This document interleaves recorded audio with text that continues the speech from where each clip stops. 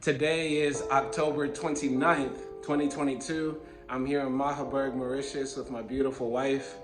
And we just finished our honeymoon here in Mauritius and the first leg of our backpacking journey across Africa.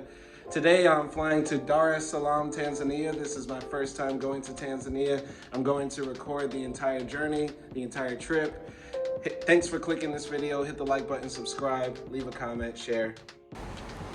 So on this day, we left from Mahebourg, Mauritius at around 6 p.m. to take the bus that would go to the airport.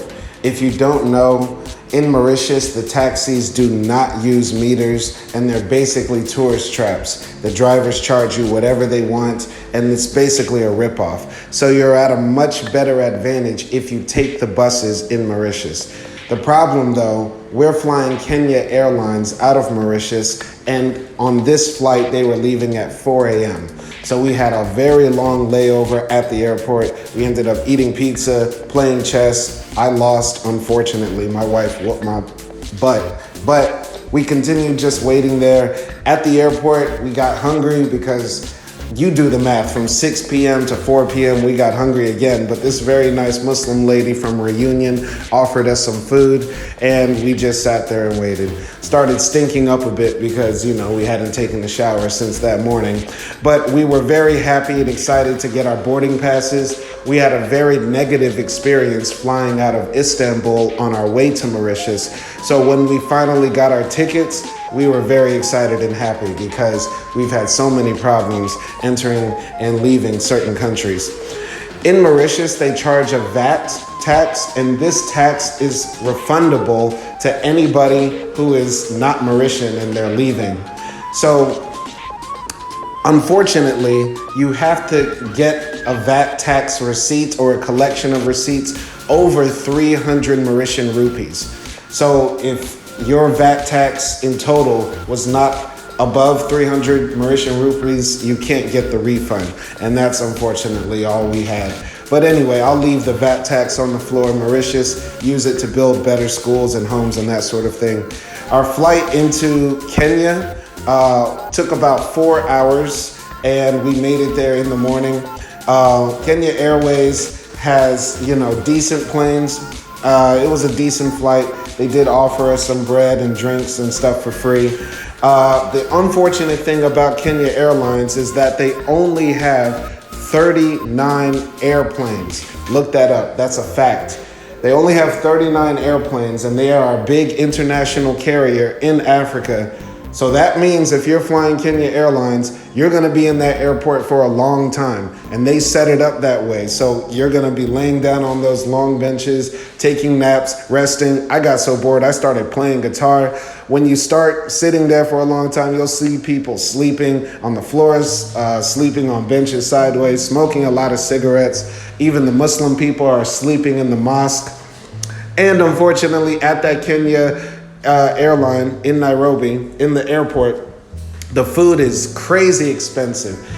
Crazy expensive. You'll spend $20 just for breakfast for two people, right? Or for yourself, because it's insanely high. It's basically a tourist trap because they have a captive audience. It's really bad at the airport for prices and food and that sort of thing. Anyway, we were finally able to get out of Nairobi and we got on our flight to Dar es Salaam, and we were just so tired and hot and sweaty, but it was a very nice flight. It only took about an hour and a half flying from Nairobi to Dar es Salaam. We landed and we were very excited to get on our journey. Entering into Dar es Salaam, you have to fill out a form for your health check, for the health inspection. So they ask you, have you been to any places that have had yellow fever or Ebola or COVID? Have you had any symptoms? I highly suggest getting the yellow card vaccination passport. It's good internationally, almost everywhere, and you can even put your COVID documents in there. You also have to fill out a customs form when you enter Tanzania, so they just ask you basic questions like your name, your passport, and that sort of thing. your passport number. They also ask you like how much you are claiming if you're bringing any large amounts of money. I believe over $10,000. That's not my problem because we're poor. Also, you have to pay $100 to enter Tanzania. It's not free to enter, but the Tanzanian airport is nice, and the infrastructure so far in Dar es Salaam is nice, so maybe that's a benefit. We made it to our Airbnb. At the gate, the guards were giving us a little bit of hassle. We had to check in, and we didn't have SIM cards yet, so we couldn't call the owner. But we finally got into our place in downtown Dar es Salaam in one of the tallest buildings here, and it's very nice. So it's 9:42 or 8:42 Dar es Salaam time. I'm not sure. I haven't connected my phone to the Wi-Fi, so the time hasn't changed. But it's Sunday, October 30th.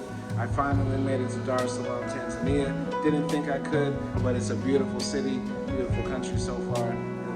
Really impressed by the infrastructure that's in here. So anyway, thank you for clicking this video. Thanks for watching. Until next time, So we paid $690 for 2 one-way tickets to Dar es Salaam from Mahebourg, Mauritius.